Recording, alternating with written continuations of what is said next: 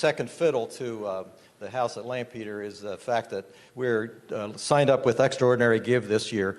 And so we encourage you, if you're not maybe a member or haven't been a constant supporter of ours for the past 15 years, this is a good time to get some new people involved in supporting us, because I think this year's Extraordinary Give rewards organizations that get new givers and more givers. So they're saying that many little donations equal a large donation. But anyway, we're going to be involved in Extraordinary Give, so you can look for that on what the date is here, November 18th, and quite a thing that Lancaster County has going. I've never seen anything quite like it in my life, and I'm sure they're looking to set another record this year. I will also say that I will give you a little teaser ahead, just because I know a little something about it. On February the 16th, our first 2023 program is going to be Joanne Brown, who is a foremost writer of Amish inspirational novels. This is going to be a really unusual opportunity to hear somebody who is just fascinating to me. In fact, for those of you in the know, I accompanied her. I took her to Young Center in E-Town College, which has quite a repository on Anabaptist and Amish history. And Steve Nault and she, it's like I wasn't in the room. When they got to talking about Amish, I mean, I couldn't believe it. How about an Amish settlement in Prince Edward Island? That's news to me. So it'll be very interesting to hear what she has to say, and I think that Garden Spot is trying to arrange a follow-up with her for an authors conference where she would talk about how she gets inspiration for writing. And just to give you a little taste, I think she has somewhere near 100 novels to her name. She writes under Joanne Brown or Joanne Ferguson, and I think she has about 25 in the Amish series. So it's going to be really unusual. I'd like to invite the four speakers tonight to come, just so that you can see who they are going to be. Come on up to the platform just a second. We're not going to take a long time with this, but because I think we ought to get to know each other. And so I'm going to ask you a couple questions, and you can answer them however you wish. First, I got to know where all these Weavers were born. So let's start with you, Mary Lou. And you lived there the first 20 years of your life, approximately? Okay, all right. I'm not a weaver. I'm not an honorary weaver. I'm an honorary weaver. And, okay, sure. I'm an honorary weaver. My name is Susan Modinger. We live and have lived for 35 years at the homestead of Johannes Weber, and because my husband is a weaver, so that's where I get the honorary part. I'm John Weber, and I don't know why they keep saying Weaver. It's Weber. So let's get that straight. I was born in just a mile north of Bowmansville, Brecknock Township. So I went to Garden Spot for junior high school the first year it opened. So that kind of dates me. I'm Lamar Weaver, and I was born in the New Holland area, couple miles from Weaverland. You might give your connection to this particular facility. Yes. The Victor Weaver family Victor is my uncle. He was the brother of my dad. Okay, now hold on there. You spent your life in what occupation? Various things. My wife and I had an IT company, and it was called TCW, Computers and Glick Audio and Video. So he'll be available afterwards to give why you're... I'm too old for technology. Retired school administrator for 22 years. I was in retail, owned and operated the gift shops at the Strasburg Railroad for 30 years. And I was a high school educator. I taught art at Lancaster Mennonite for my first career. Second career, I was a spiritual director for 24 years. And while you have the mic, how did you become aware of this this and get interested in this particular subject tonight? Well, it was the simple question of how did Johanes Weber in Virginia find my grandmother in Spring City, Pennsylvania? I wanted to answer that question. Well, my husband was the 8th generation of the Weber family to live on the same property, and our children were then the 9th, and my grandson is the 10th. So I've been surrounded in a really great way by the whole shooting match. And I'm the one that got to see the ghosts. That's all I have to say about that. And what was the question? Well, how did you become interested in this and take this upon yourself? I majored in history in college and in university, and I always wanted to find out a little bit more where the Webers came from, where they go back to, until I wound up in Switzerland to see where the homestead was. So now I can die in peace. If you had a father like mine, you couldn't help but know about the Weaver history. Okay, you can begin the program. They'll turn on the screen for you. And do you have your clicker here? If they can. So. Well, just a note here. The purpose of our gathering really is to connect more of the dots. I think we're familiar with the Weaverland story, but not as familiar with the Lampeter story. And so I think I just ran out of... okay, I'm all right. Hold it close. So our purpose is to bridge that gap a bit more, and we're going to start out with the Lampeter story and then transition to the Weaverland story. And we want to try to keep it as free-flowing as possible, so if you have just a burning question, don't hesitate to say, oh, Hob. But we welcome your informal reaction.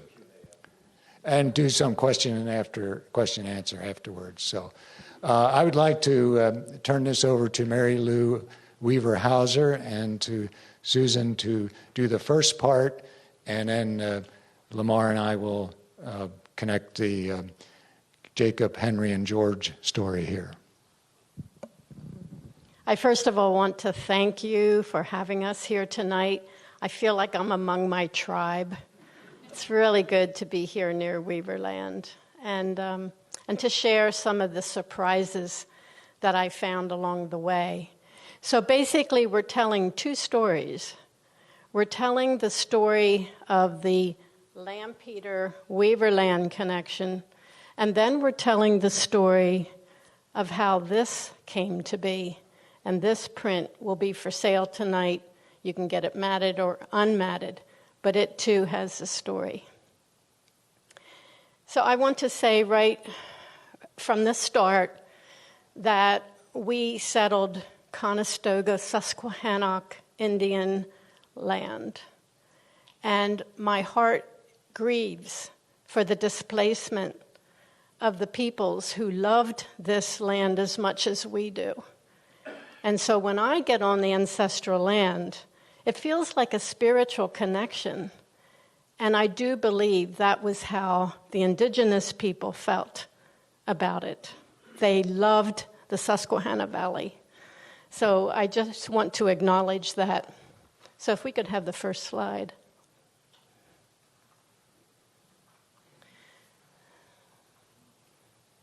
So you'll see here that we started off in Switzerland, of course, came to Germantown first,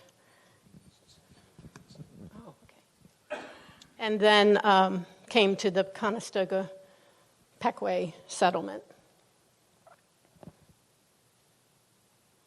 I'm going to have to get the hang of this. Point it towards the screen, I think. No. Toward the screen. Toward the back of the room. All right. So initially, Bondley acquired about, 500 acres, Susan, in the Conestoga Pequot settlement. That was divided among a number of families, and you'll see that on the next slide. We have some old documents like this that Susan will talk about.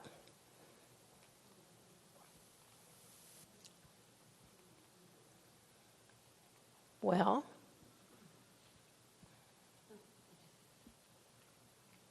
I don't know. I'm hitting the white arrow, is that correct?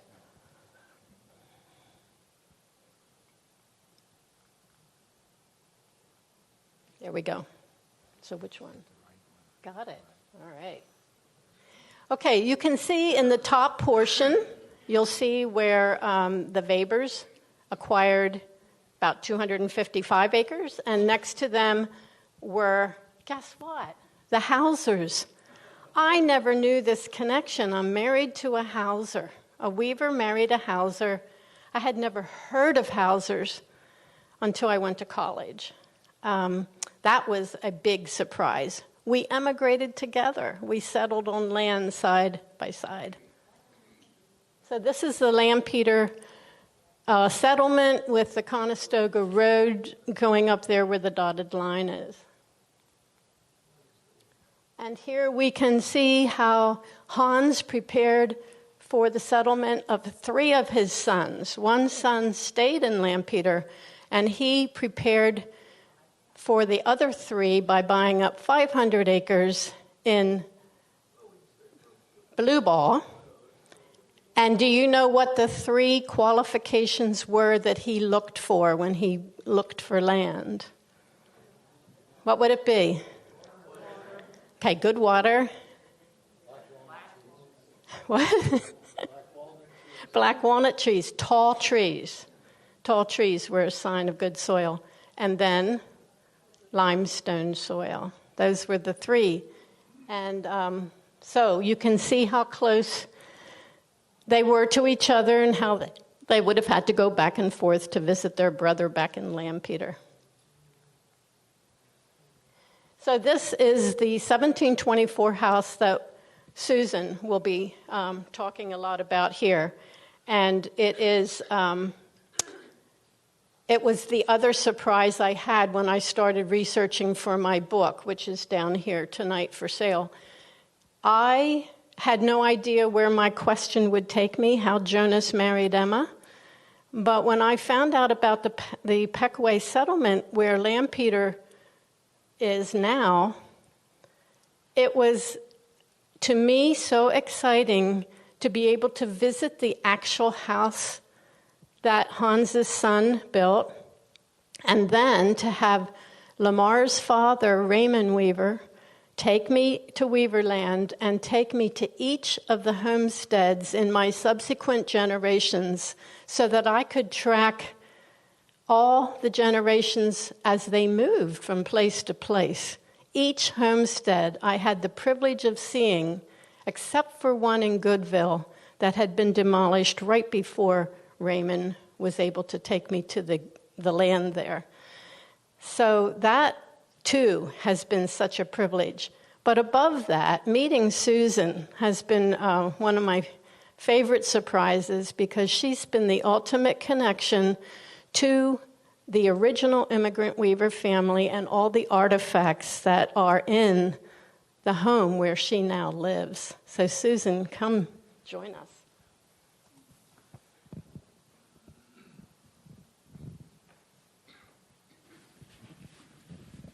Good evening. I really love where I live, and I feel exceptionally blessed to have been attached, to this family. I've experienced so many surprises, so many joyful moments, so much connection to what was there. I want to add one thing to the information that Mary Lou gave you about the Peckway settlement with the Peckway and Conestoga Indians. There was an Indian settlement, a Native American settlement on our property. I don't know if you actually have a map of that, do you? Which one is which? Forget it.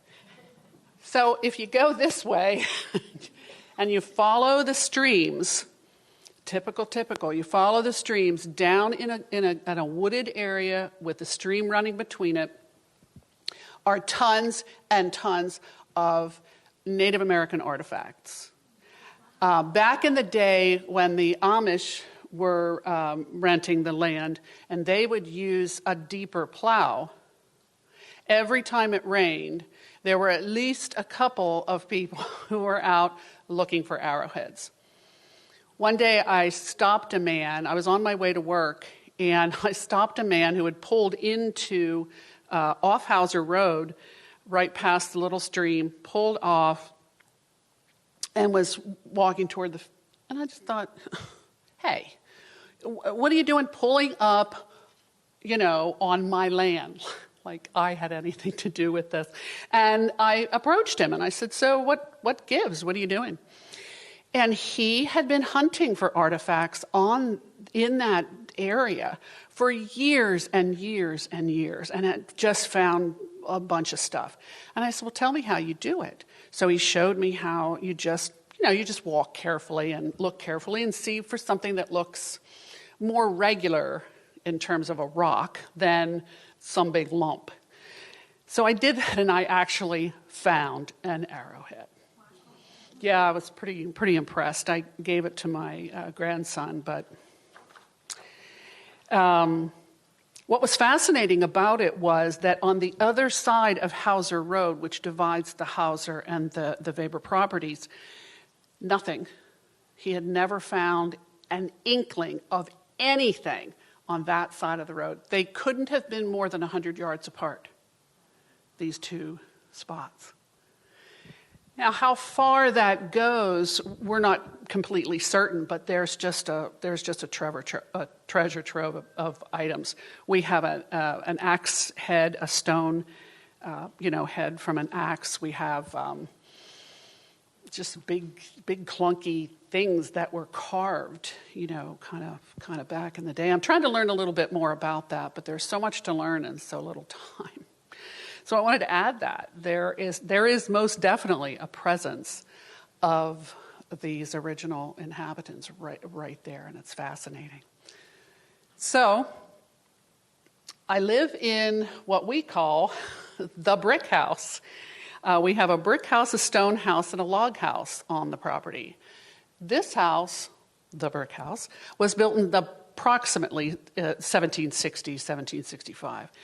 And when we applied for an appointment to the National Register of Historic Places, the aspect of that application that was most fascinating to the judges was that there was an English-style brick house. It's called a side hall Georgian, and it was within practically spitting distance of the 1700s rather Swiss-German stone house.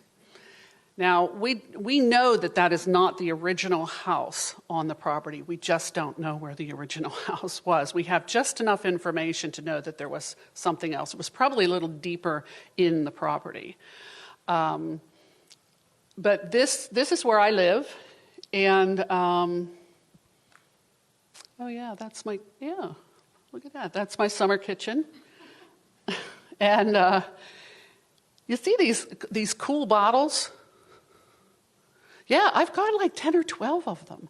And they're stamped with a very interesting mark from Germany. And they're very cool, and I have yet to research that. And those are all things that have been hanging around for centuries, really.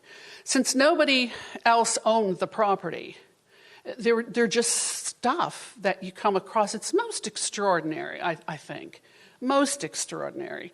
Go to the attic, and there's one of those flax thingies. You know that? That thing. Oh, it's behind me. Oh no, this is my tape loom, and so that you can see it better. I'll lift it up like this. Oh, thank you. So that's an original piece from the house. It's just been there forever and ever. I don't know how old it is, but I have a lot of pictures, and I have done some research into tape looms, and this is an old one. That much I know for sure. But it's a homemade way of making tape, which was used as, think of a waistband, or a tie on a bag, something like that. That's what was manufactured by folks in the house, kids on up, onto this tape loom. My husband made a copy of it, and we actually have used it, which is not that remarkable, but it just came from that. So what else do you have here? Oh, there's that flax thing. Yeah. Okay, cradle. Thank you. Thing. Yeah. Oh, that's the shrunk that's built into the wall. You see how up there on that upper left corner, it's built into the wall. You've got to be so careful with this stuff. I'm really happy to see the picture when my daughter-in-law, who has no experience in refinishing furniture, decided to take the old paint off. Why, we're not really sure. But as she started to do it, this fabulous pattern emerged, like a swirly thing, things on each panel. And it was beautiful, except that she didn't know what she was doing, and so we made her stop in the middle. So now it really looks weird. I don't know this chair. This is William Johanes Weber's chair. He's another descendant from our group. We have books and books and books. We have a Martyr's Mirror. We have books from the 1700s, 1800s. We have several family Bibles, letters, deeds. I just wish I had the time to go through it all. And I don't have very much time tonight because I am a talker. So I could just keep on going. But here's a piece. Oh, yes, this is fascinating. I should have brought the picture of my grandson who was hugging. I took a picture of him hugging his great whatever grandfather's tombstone. It was so cute. But this is one of the pieces of paper that we have. It's the map, the draft of Hans Weber's land in the township of Strasburg in the county of Chester, of course, in the province of Pennsylvania. So this is it. So all you have to do, you see, is go to that post right there. Yeah, and then you have to go that far, and then you go to that hickory tree. Y'all know about the hickory tree. Yeah, that's right there. And it even has Ulrich Hauser's name on here. Yep, see? Yep, one for Hauser. The stream, the tree, it's just fascinating. And 255 acres. This map is dated June of 1717. So I'm flinging it around like it doesn't mean anything. I honestly think that's because I live with them. And I have to every now and then say, this is 300 years old, you fool. Stop, being so careless with it. So that is 1717. This is a 1719 indenture in which there was some land division. So this is 1719. Marion Rebecca Weaver, my mother-in-law, had these things framed. We really need to get them unsquished and framed again. So got to get that done. So there's that. That's 1719. And this, I think, is pretty cool. It looks insignificant, but this represents, I'll read it to you. Received of Hans Weber and Ulrich Hauser, 6 pounds, lawful sterling money, Pennsylvania, in full for the arrears of basically the amount due on $500 in Lampeter Township. Basically, it's for the land. So this was the last payment for the land where the Weavers started in Lancaster County. Oh, this is, I have a lot of diaries, and this is one from John Kay. And I don't get so excited about this because It's from 1876. I mean, who cares? But I will say that in 1876, on this night, it was clear and cold, frosty in the morning, and through the day, we were husking corn and hauled home 3 loads. Now, if you want some really fascinating reading to keep you up at night, don't borrow these. You know that there's not even a mention in the 1860s, 1861 to 1865, not even a mention of the Civil War.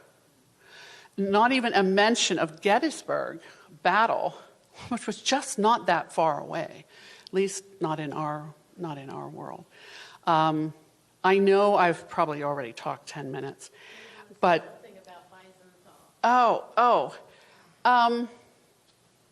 yeah. Which one? You have letters addressed to Weissenthal? Wheatland Mills, for one thing. Wheatland Mills was the local post office, and it was not that far away. Sort of the area. What they called it was, we've always called it Wiesenthal. I don't know that we're right. We're probably wrong. But yeah, it's pretty cool. One day I had gone up there. I knew there were ancestors buried there. And I went up there to find them. I didn't know where to look, but it's a small place. I'm up one row, down the other, up one row, down the other. And I was standing facing east, and I just got this sense. I go, oh, man. And I turned around, and there they all were, lined up. And I had gone to the cemetery because I've encountered the ghosts of some of the Weavers, and they're all very pleasant, by the way. I never felt threatened, but I did feel like they were becoming a little bit too much of my everyday life.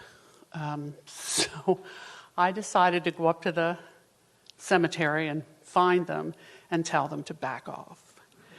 That they had their turn. This is what this is, to live in a place where generations of the same family have lived there. Just, hey, you had your time. And if there's a message here, an overarching message, just tell me, and then, go.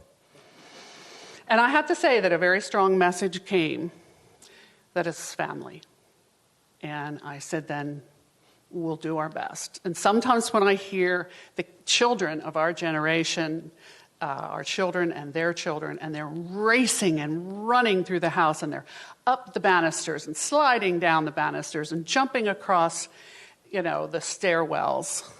I just think that the ancestors must be so happy to see this house, to know this house is lived in and cared for and loved just as they did. And tell who's there. This is has been known as the 1724 Johanes Weber house. It was originally built without a specific second floor, so those windows weren't quite there. In 1801, it was raised for a full second floor. This is kind of the beginning. And our daughter lives there now. And she is an architect, and she has restored it. No, not the way you're thinking. She's a modernist. So while the outside has stayed exactly the same, no, not really. She put a couple dormers in and a couple skylights. But somehow it doesn't matter, that much, because it's now a living, breathing house again. And that seems to be far more important. That it was saved and it's loved, and she's in it and loving it. But that's kind of where the whole story began. It's very, very typical Swiss German construction and design. And I think that it was something we always wanted to do, was to bring it back to life. And, now it is.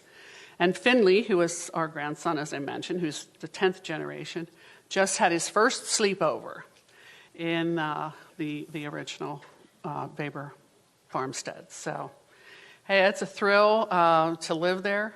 It's very hard to explain it, but I hope I've given you some sort of an idea just how cool it is to live in such a great house on such great land. And this house, they've done a lot of study of the similarities between it and the Her house, which is only, a mile and a half away? And Jacob Guth was a house builder in the Lampeter settlement, and he had a daughter, Barbara, which one of the Weaver sons married, and it's because of the Guths moving over to the Bowmansville, Weaverland area that we think the Weaver brothers were enticed to follow the Guths, the Goods, and find their land over there and the future for their families. So we'll turn this over now to the Weaverland chapter. So we'll make the transition of the three brothers coming from Lampeter, Jacob, Henry, and George. And we're going to do this by Lamar and I giving some narrative on that. We'll start out with the PowerPoint on this. Okay. Okay, this is the tract that you're probably familiar with, that has the land for Jacob, Henry, and George. And those lands are all here, but they're in different owners at this point. So this was 300 acres, and they divided up the Martins and whoever was purchasing it. All right, Jacob and Anna Bauman Weber, so around 1740, this is their house. He was the oldest one and went first. Okay.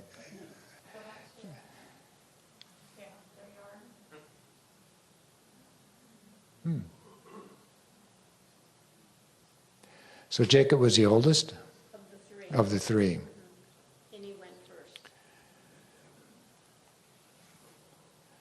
Okay, this is about 1900 picture of the Heine Weber house. This is the one that was demolished in 1980. This is a date. It's an iron date stone, an iron that's on the barn, 1764. And this is in the Fairmont Muddy Creek Library. So you can look at, they have a number of the artifacts from the Heine Weber house there. The house was built, we understand, before the barn. So I think they talk 1761 for the house and 1764 for the barn. This is one of the intact towel that was on the roof of the Heine Weber house. And the legend is, and I don't know if it's true or not, but that these towel came from Europe on the ballast of a ship. I don't know if that's true. Maybe somebody here knows more about that, whether that's true. But I have 3 fragments, and I'd be glad to pass these around.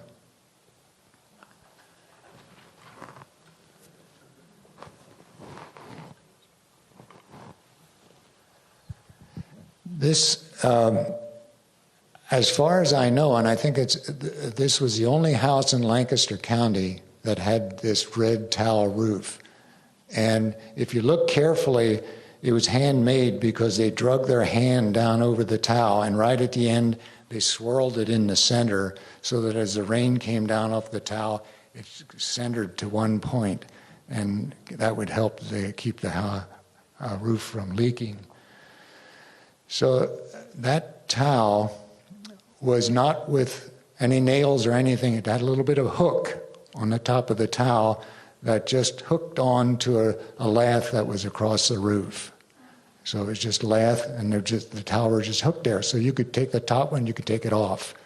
And so that was, that as well as at the Muddy Creek Library. But these fragments are mine, and like Susan said, every now and then you think about them in the drawer, and you wonder, what am I doing with this towel?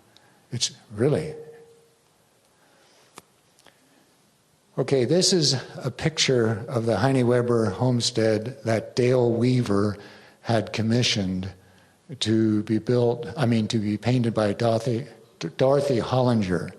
So this painting is hanging in the lobby of the Weaverland Mennonite Church. Brian Martin drew my attention to that. This is a cupboard, and the painting above it is by E.M. Weaver in 1930, again of the same house.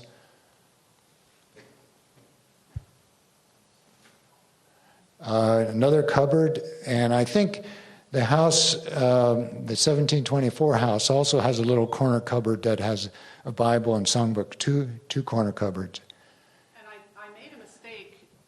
I made a mistake, if I can interrupt, in saying that while our daughter Marilyn is a modernist, and it would not be the aesthetic of 17 whatever, she did not remove any original woodwork, chair rail, peg rails, any of the corner cupboards, any of that. So it's all there. Everything is there. And in fact, when she turned the attic into her studio, she made a room within a room, so that if anybody wanted to turn it back, all they do is take out the room she put in, and it would be right back where it was. So when the Heine Weber house was being demolished, somebody from Muddy Creek Library picked that up and has it there on display. This is the picture of the house as it's partially being demolished, and then that is when it's fully demolished. So that, unfortunately, it was on limestone soil, and limestone was needed for the quarry, and it was now on the roads that we're driving on. So this is the will of the Heine Webers when he died. And here are the grave markers of that's in the cemetery next to the property. This is George and Barbara's Guth, as Mary Lou, we know it as, we say goods, so that's the English. And you're aware that Weaver is the anglicized form of Weber, which Weber is the anglicized form of Weber. So we start out as Weber, Weber, Weaver. So it depends where you are on the spectrum. So my family moved from Weaverland to Alleghenyville, and that was, they maintained the Weber. So that's how I got... And there's George's barn, which some of you are very familiar with, and George and Barbara's grave marker. And there, of course, you recognize the meeting house. And I think that's all. Lamar, do you want to say some of the things that you wanted to talk about? Let me just recognize this painting here is by Earl Horst. Earl is in the audience, where he is sitting in the back. Earl painted this picture in 1980. He painted it in the summer, but he put, Earl, explain why you put snow on it. I put him on the spot, but I think it's a privilege. Earl gave that picture to me, and it has blessed me many, many times. I wanted it to look abandoned because it was scheduled to be torn down, so I didn't want any tracks in the snow. And the wood frame, I got the wood for the frame from the house.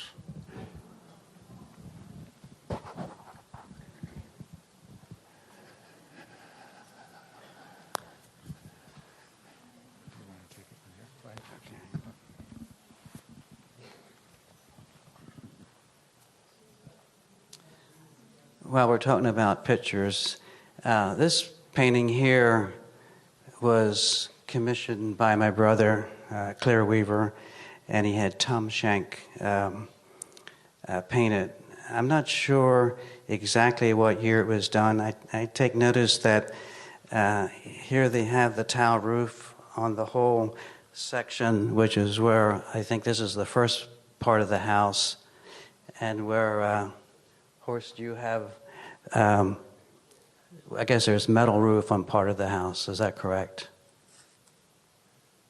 This section right here. I don't know. Yeah. Anyway, I'll give you some background information that I have found as I was asked if I'd make a little bit of a presentation about the Weaverland house. And between 1717 and 1723, the three brothers moved to what is now called Weaverland. The house was built by Henry Weber in 1761 from native limestone of the fields and pine and oak wood of the surrounding forests.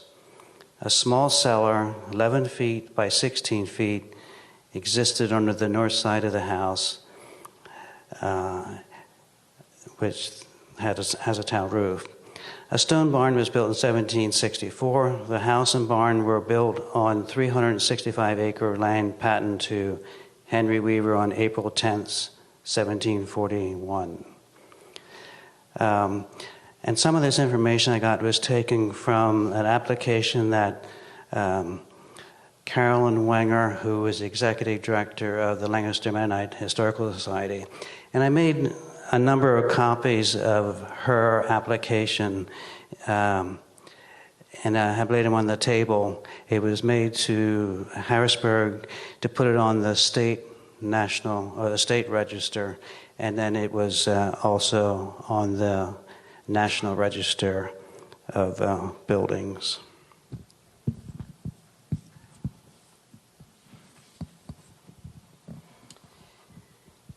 And here I got information that went into more detail, and I would also say Carolyn Wenger put a lot more details in her application about the floor above the cellar. They put mortar on to keep the humidity higher down in the cellar.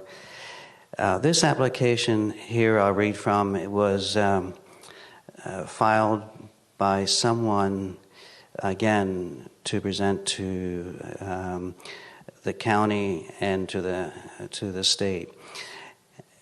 The Henry Weaver house is located in what was originally 365 acres of patent to Henry Weaver on April 10th, 1741. This tract constituted part of the important early Mennonite settlement in Weaverland, named after the three brothers who settled there. The oldest portion of the house sports on both sides a red tile roof, which is, according to tradition, original. Lancaster Heritage 1972 indicate that this structure is probably the only remaining great farmhouse in the United States with original red tile roof, nearly intact. Such roofs were believed to have been common on German houses of this area during the 18th century, but because of their relative weakness, have nearly all disappeared. Only one other major example, the Longhouse, exists in Lancaster County, and it retains only half of its original roof. Despite alterations and additions, the basic appearance of the original portion of the Weaver structure remains visible. Until 1948, this farmstead was the site of a single-ditch, 1,500-foot-long meta-irrigation system, which by means of a small dam watered 4 or 5 meadows in the immediate vicinity. And I do have an article over there about this irrigation method that they used there in the Weaver vicinity. According to Samuel Weaver, a local attorney and genealogist, this house, as far as both ownership and occupancy are concerned, probably represents a place where descendants of more significant early Mennonites lived than any other homestead in Lancaster County or Pennsylvania.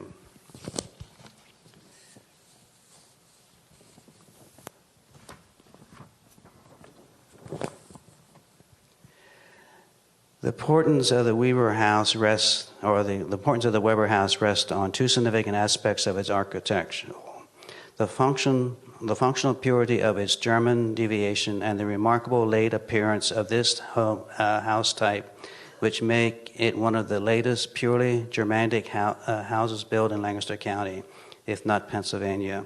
It represents the end of an evolution of house types which took place in German Pennsylvania. Considering that the overwhelming majority of the 18th century dwellings in Lancaster County, like the rest of Pennsylvania, were log as the returns of the 1798 direct tax has verified. Stone houses among the Pennsylvania Germans were exceptional rather than a rule. This was also true, for example, for the Germanic settlements areas in the Eastern Europe. Large Germanic dwellings of stones were built only for a limited circle of landowners who represented the wealthiest socio-economic levels of Lancaster agrarian community. The Weber House is one of the most outstanding examples of this type of rural architecture and finds its old world counterpart in the great two-story stone farmhouse. Similar examples of this type of large dwellings may be seen in Europe and other areas. One of the most interesting features of the Weber House, and unlike the examples mentioned, it is that the house grew over the years into an L-shape or farmyard on the northwestern side. The perimeters of this were marked off by various outbuildings, most of which are now demolished, but in their time formed one of the few perfect examples of the German style in Pennsylvania. Spectacular on the origin.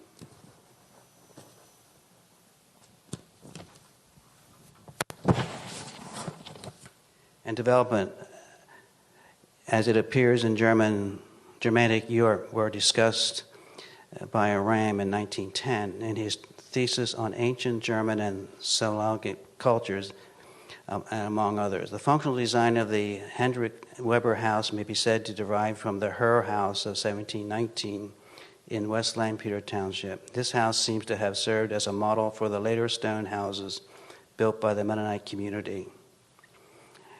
And I'll put this over there if anyone wants to look at it and read it more. It goes on a few more pages, but it gives you an overview of the house and its uniqueness to Lancaster County and to Pennsylvania, and even in the eastern part of the country.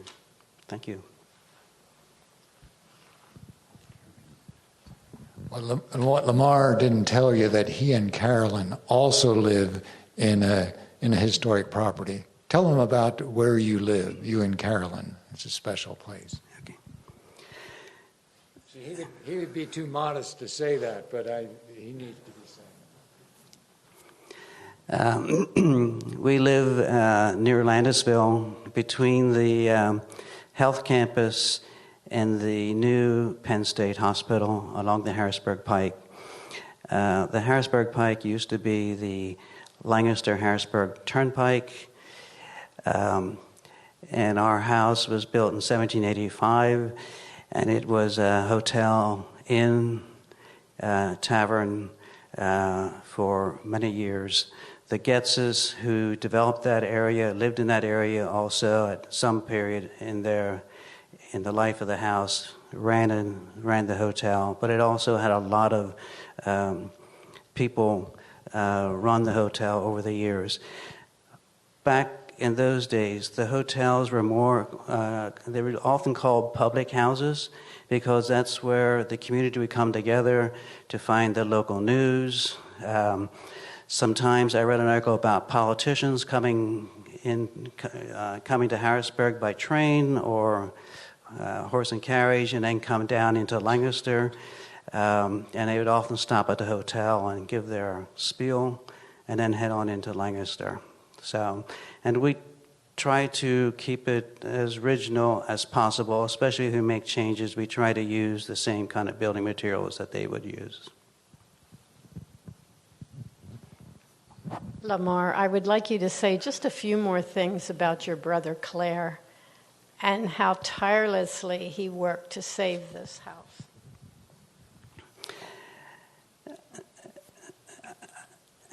This week I picked up a folder that Claire had from his son, Steve Weber, and I spent a couple hours going through it this afternoon, reading all these letters of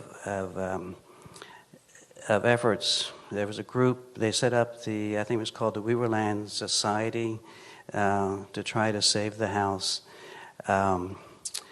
And letters back and forth between Ivan Martin and Enterprise, which purchased it later on. And it was a lot of energy and effort went in by quite a few people to try to save the house. There was efforts. There was talk about moving it, a stone house. It would have been quite a task, but it was. I guess the group, the society, decided that if they moved it, it would lose a lot of its character. The stone cellar, arch cellar, would it would be difficult to rebuild it. It would have been very costly, and so it reached its demise and no longer exists.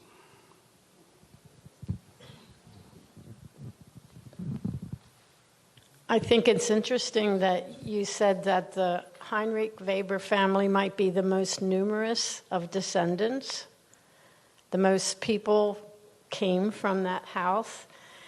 And it is so sad that it is not there for them to return to. I come from the George Weber line. That house is still very much intact.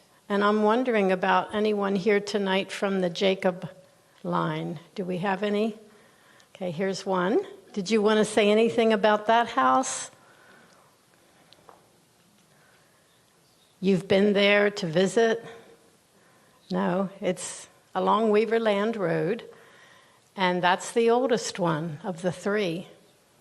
So Lamar and John, how many cousins away from each other are you? Are you sixth cousins? They're both descendants of Heinrich, yeah.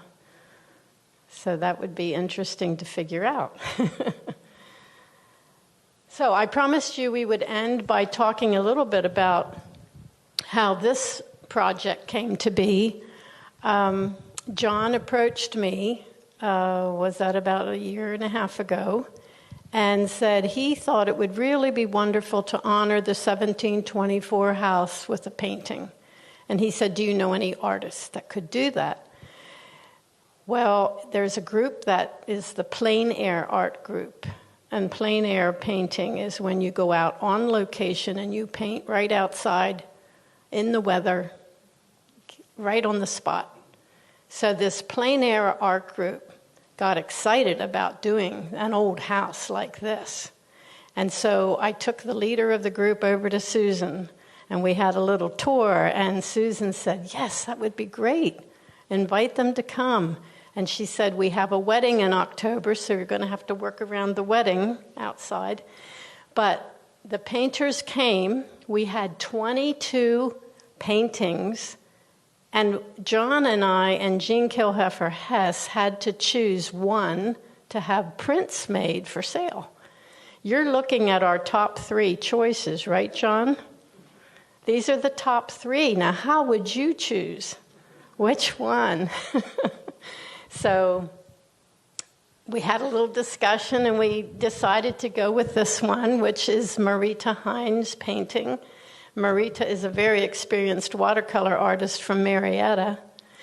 And what we liked about this one is the feel of an old house, the old sycamore tree, the colors of it. It just feels weathered and like it has seen a lot of living. But then John and I also fell in love with these other 2. So I bought the middle one for myself, and John bought the other one for him to have. So there you have all 3 to enjoy tonight. But this is the only one that is for purchase. And you said the matted one is $42, and unmatted is $30. Okay. So those are also available. So we want to close by giving you a chance to ask any questions you have of Lamar or John or Susan. Stay here. Okay, go ahead. I just want to comment on, I'm a weaver, and William Boyce Weaver. Yeah, is there another mic here? Yeah. How many did you need? Well, there's a lot of weavers here. I'm a weaver, and William Boyce Weaver is a friend of mine, and he did a lot of research. He was also involved in the efforts to save the Heinrich Weber house. At the time, they had estimated in Canada and the U.S. there was 150,000 descendants of Heinrich Weber alone. From that house. Heinrich and Maudlin. And so, and the other group brothers, so you can imagine how many weavers are DNA related here. And I have one other question. Can I ask a question of Susan? I would propose that Wiesenthal, which is wheatland, is probably the oldest continuously inhabited farm in Lancaster County. Up to 20 years ago, it would have been the Herr family, but they sold off their last ground. So I would propose that that is the case. I would love to know if that could be determined.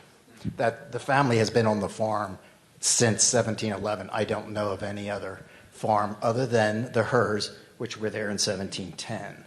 So it's an interesting fact that I would love. It's not a fact. It's an interesting proposition. Check. I'll do that. Report back.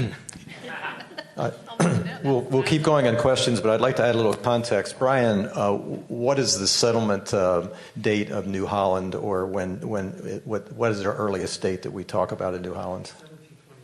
1728. 1728, and the family moved here when again, John? Well, 1740s. 1740.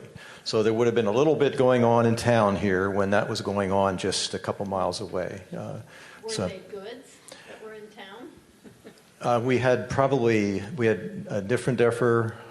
What were some other family names? Kinzer, Diller. Our street names. If you go up and down New Holland, it's all the street names. Okay, I just wanted to add that context. Other questions? I have a few if you don't. Ready? Okay. One of the questions I have that somebody may or may not know, and that is, why was the settlement started in Lampeter? Because you also have Hans Graf moving from Lampeter to Grafdale. So does anybody know what the draw was there? Was it the availability of land? There certainly were creeks other places. Was the Peckway Creek in Lampeter, or the Peckway? But it just kind of is interesting to me that we had this movement, and you say the Gooths, you had this movement. So, and maybe it's not, maybe there's nothing germane here. Maybe it's just that the boat came in, everybody went to the same place, and then they spread. No, I don't know that it's quite that, because most of them started in Germantown, the Germantown area of Philadelphia. So they kind of got their feet wet there. But it's the Bundley connection, I believe, that really makes the difference, because he was an agent of William Penn, and his job, was to sell this land. So he just was the best salesman. We didn't have a good salesman in Weaverland. I mean, yeah. So, and from there, yeah, then people kind of moved out. I mean, 255 acres, really bad. But as the family divided this way, they had to go someplace else. This is not enough land. There was intermarriage between some of these early immigrant families. And so Jacob Weaver married Anna Bowman. And Wendell Bowman is one of the original settlers in the Peckway settlement. So it's fascinating to track that. That would be a great book. Well, I think what we're missing, we are settled. We're settled And I think at that particular era, moving and going to another place was just sort of the way you did things, because it wasn't long until my ancestors came here to Weaverland, and then in 1780 they go to Alleghenyville. Why are they doing that? They're going for the next leap. The grass is greener on the other side of the fence, and so that there was this pioneer mentality that went. Backing up, one question is that I thought about: was there any Native American interaction with the early settlers of the Lampeter land, or had they already abandoned that land? I believe it was abandoned. Yeah. by So there was then. no interaction. Everything that I have seen is going back many, many, many, many centuries. It's, and 10,000 years even. I mean, it just goes way back. And also for history, you said Chester, that's because Lancaster County was not yet formed. So this was all Chester County. So Yeah, and I love it when I read some of these documents, the year of Queen Anne. I'm going, Queen Anne? Who the heck is that? It's so old that you've got to know these connections in different countries even, and how did they do things, and what does that mean? And so people used to say about our house, William Penn signed the deed. No. William Penn was not about signing deeds to 200 acres in the back of beyond. So that then it helps you to understand, how were things done? That's why I bring up Bundley again. And Raymond, you have the Martin deeds, I think, at Muddy Creek, right? The Martin, or where are those deeds? Yeah. And what were they dated? How do they fit into this story?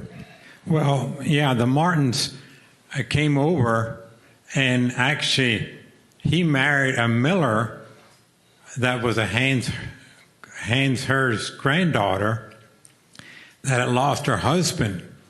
So this David Martin came in and married this widow, and that's why he got the land all around the Weavers. So you should know, everybody should know, especially the guests from the village who are not from this area. The Martins and the Weavers are all intertwined where this Heinrich Weber house was. And they're named Martin Weaver, and they're named Weaver Martin.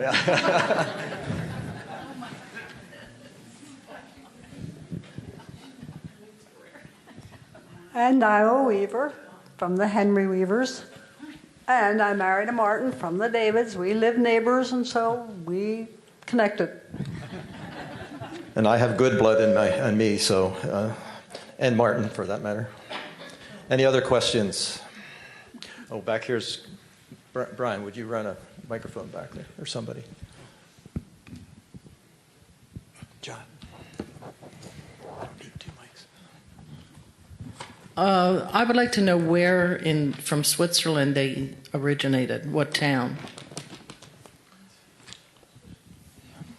Good question, because we all got that Swiss.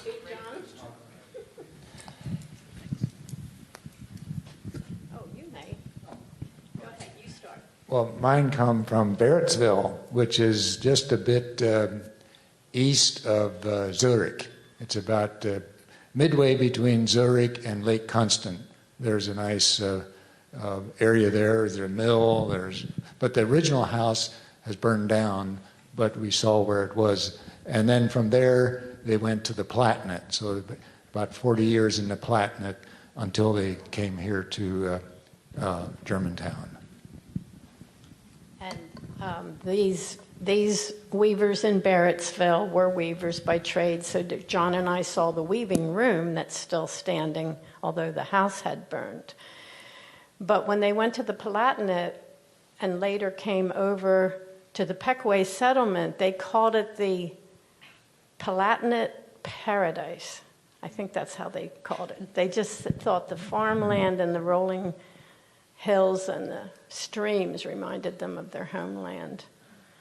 Yeah. So the Barrettsville town is only 1.5 miles away, I think, from the Swiss Anabaptist cave where they worshipped undercover.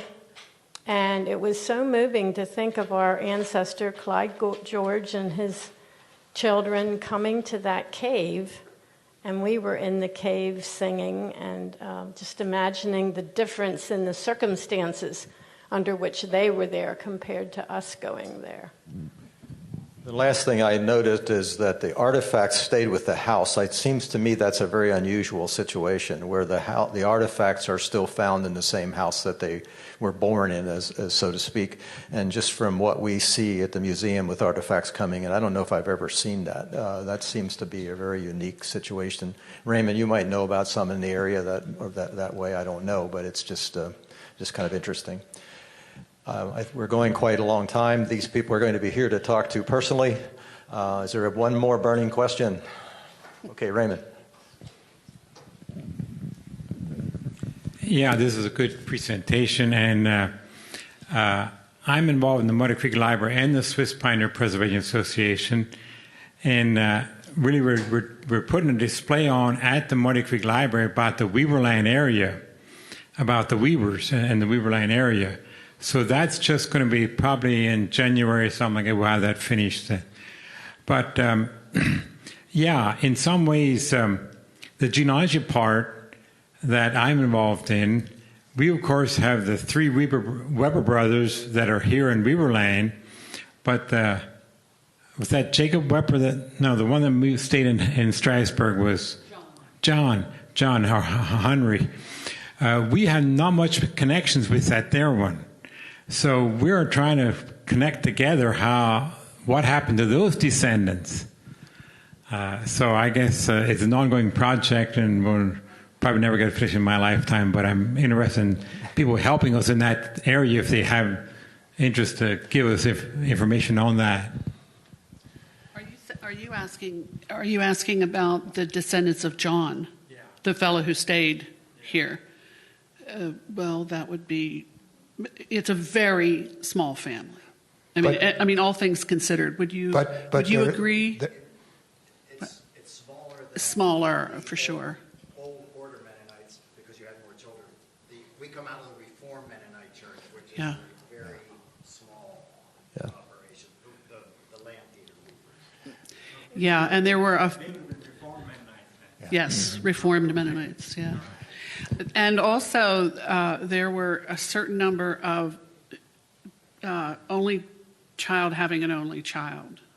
There was a little bit of that going on, but much more lately. I mean, probably 20th And we would have nine generations after Hans. I know there's a one around, because at the art show I went to pick one that I preferred, and they just said, it's just sold right now. And so I went to the person who bought the painting came to me and said, oh, I'm sorry, I bought it from you. And so we got to exchange, and he was a descendant of John. So I know there's at least one out that got my painting.